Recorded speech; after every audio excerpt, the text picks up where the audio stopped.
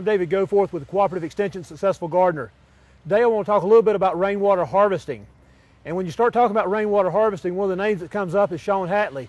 I'm very pleased to be able to talk with Sean today. Sean, how you doing? I'm doing very well, David. Thanks for the opportunity. Tell me a little bit about your company. Well, we've been around for 6 years supplying rainwater systems, small systems that are a couple hundred gallons capacity and some systems that are many thousand gallon capacities. Headquartered in Oakboro, North Carolina, so it's right down the street from you.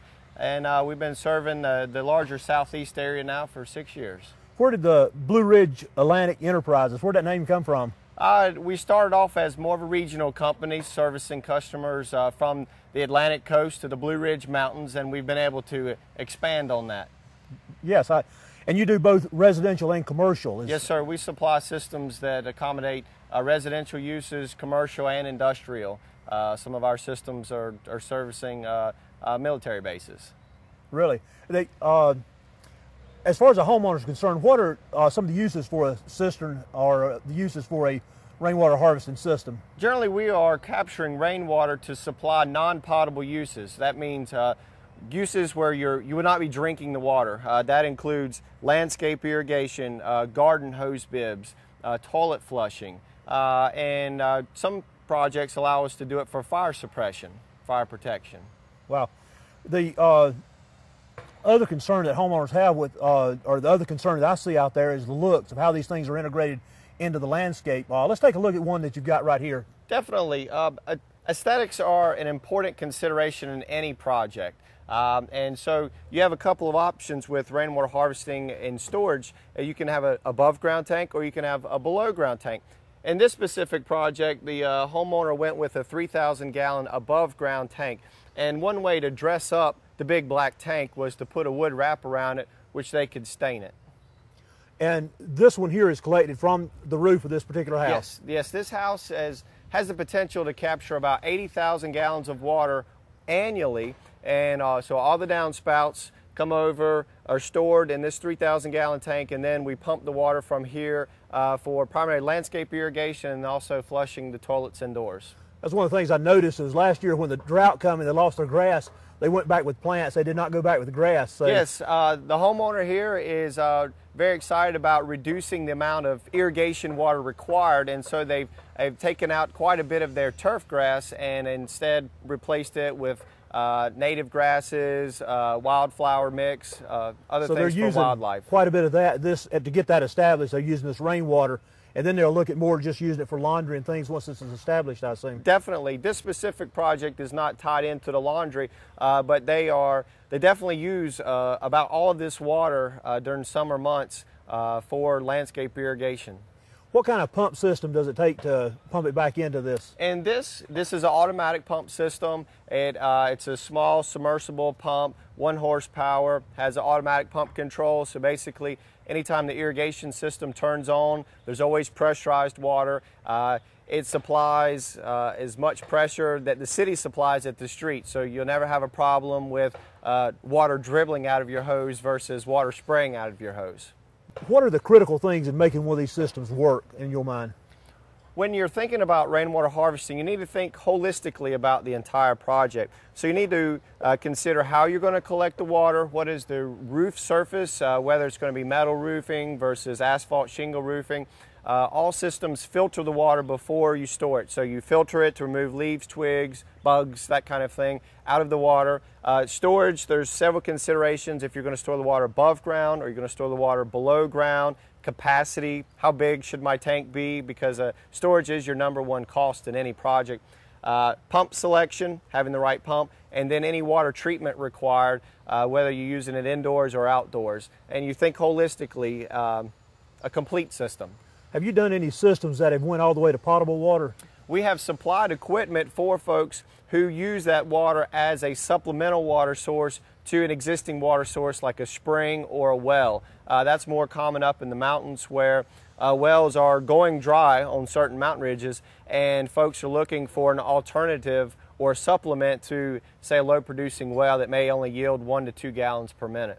Tell me a little bit about what would motivate these homeowners to put in this type of system. There's depending on the project and depending on the homeowner, there's several different motivations that would drive or motivate a homeowner to incorporate a rainwater system.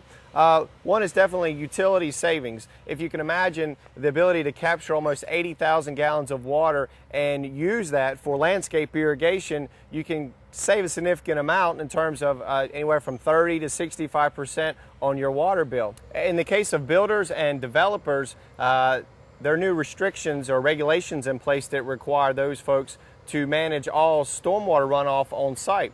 Well, if we can not only capture all this water and then make it available for use to save on utility bills, then it's a win-win for both the builder and the community and the homeowner.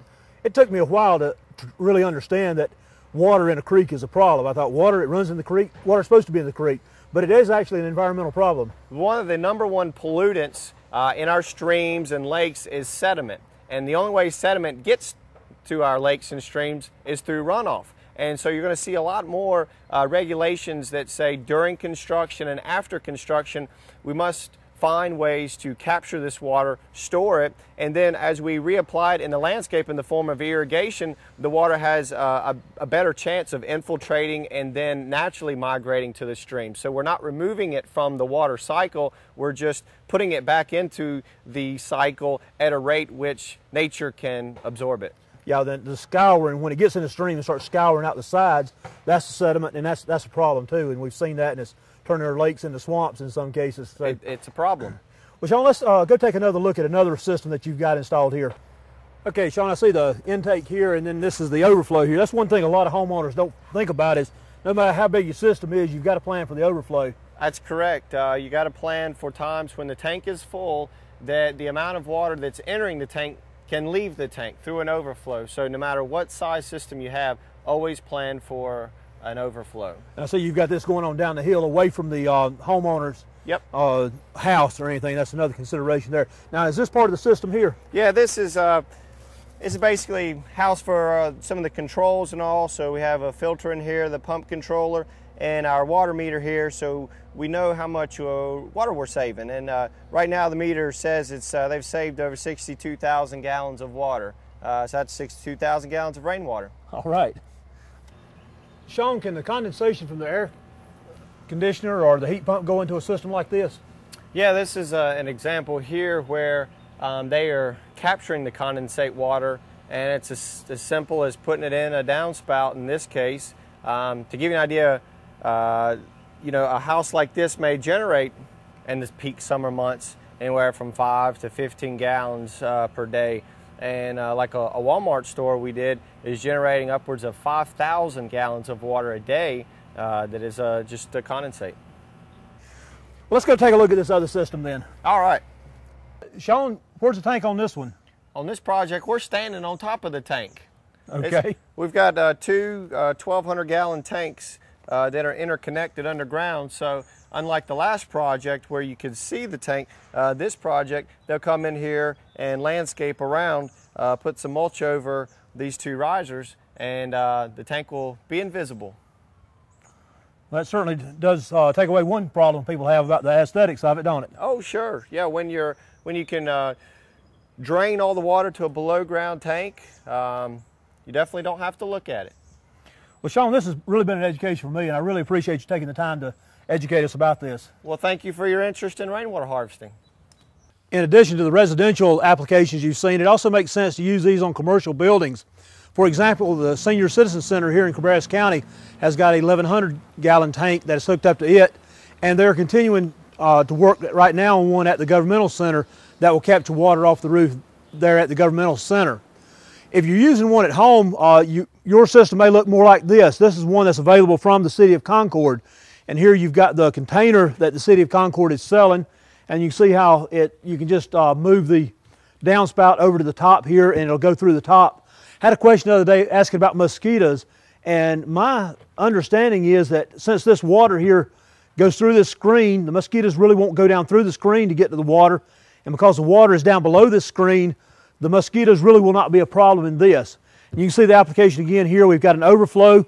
This overflow is actually running out to some shrubbery here. I'll show you another one in a minute that runs out to some vegetables, so that when overflow comes in, it will go to a place where it's used. Then this container here is full, and it is actually on a stand, a little bit of a stand here, where the water can be tapped here and run by gravity. This one can be used without any electricity. It doesn't have a pump connected to it, and so when you're out of electricity, you could actually take water from this and hand carry it inside for the commode, use it for emergencies like that. It's not considered to be potable water, but it can be used for other uses when you don't have electricity, when you cannot pump water with the regular electricity, or when the water's down for some other reason, you know, such as the water breaks they've had in the Charlotte area or something like that.